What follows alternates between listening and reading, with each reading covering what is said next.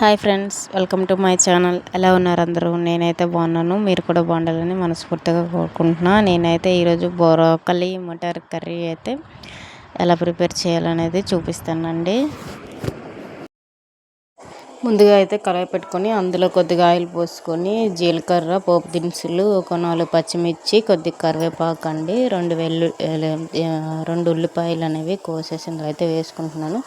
Next అల్లం వెల్లుల్లి అనేది కచ్చపచ్చ దంచుకొని అయితే వేసుకుంటున్నాను. నెక్స్ట్ ఇది ఉల్లిపాయలు అనేది కొద్దిగా బ్రౌన్ కలర్లోకి వచ్చిన తర్వాత మటర్ అయితే ఫస్ట్ వేసుకుంటున్నానండి. మటర్ వేసేసి కొద్దిగా వేగనివ్వాలి. వేగిన తర్వాత బ్రోకలీ అనేది మీకు ఆల్రెడీ ముందే చూపించాను. నేను పీసెస్గా కట్ చేసేసి వాటర్లో వేసేసి అయితే పెట్టుకున్నాను. నేను అంటే కడిగేసి కొంచెం ఉప్పు వేసేసి వాటర్లో వేసి అయితే పెట్టుకున్నాను. ఒక 3 టమాటాలు తీసుకొని మిక్సీ పట్టుకొని ఈ మటర్ వేసాము కదండి, ఇవి కొద్దిగా ఫ్రై అయిన తర్వాత ఈ టమాటా ప్యూరీ అనేది ఇందులో వేసేసి కొద్దిగా వేగనివ్వాలి. వేగిన తర్వాత ఇందులోనే ఉప్పు, కారం, పసుపు, ధనియాల పొడి, కొంచెం గరం మసాలా అయితే వేసుకుంటున్నాను.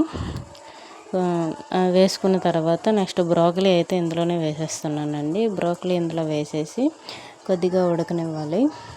ఉడికిన తర్వాత కొంచెం ఉడకనివ్వాలండి. ఇందులో పొటాటో వేసుకున్నా బాగుంటుంది. నేనైతే పొటాటో అయితే యాడ్ చేయలేదు. ఓన్లీ బ్రోకలీ ఉన్న మటర్ వండదామని చూస్తానండి. నేను ఇది సెకండ్ టైమో ఎన్నో టైమో వండడం అంతే అండి. మేము సరిగ్గా ఇది ప్రిపేర్ చేయము. బ్రోకలీ కదా వీళ్ళు తినరు అని, కానీ హెల్త్కి చాలా మంచిదని అనేసినని అట్లా సీజన్లో దొరుకుతాయి కదా, అలా తీసుకొని రావడం అంతే. ఇదే అండి. ఇది నెక్స్ట్ ఇదంతా అయిపోయిన తర్వాత కొద్దిగా ఉడకనివ్వాలండి. బ్రోకలీ వేసిన తర్వాత కొద్దిగా ఉడికిన తర్వాత ఇందులో కొంచెం పెరుగు వేసుకోవాలి. పెరుగు అనేది అందులో వేసుకున్నా బాగుంటుంది, టేస్ట్గా ఉంటుందండి. మసాలా కర్రీలు చేసేటప్పుడు పెరుగు అనేది వేస్తే చాలా ఏ కర్రీ అయినా సరే టేస్ట్గా ఉంటుంది. ఎలా అనేసినని నేను లాస్ట్లో కొద్దిగా పెరుగు అయితే యాడ్ చేశాను. పెరుగు యాడ్ చేసేసి ఇందులో ఉప్పు అయితే వేసుకోండి, మర్చిపోవద్దు, నేను చెప్పలేదు ఫస్ట్. పెరుగు అయితే యాడ్ చేశాను. పెరుగు వేసిన తర్వాత ఇది అయితే ఇంకా సిమ్లో పెట్టేసి ఉడకనివ్వాలండి. ఎందుకంటే బ్రోకలీ అనేది నేను హాట్ వాటర్లో వేసుకోలేదు, నార్మల్ కూల్ వాటర్లోనే వేసుకున్నాను కదా, అందుకనేసి ఇదైతే ఉడకనివ్వాలి.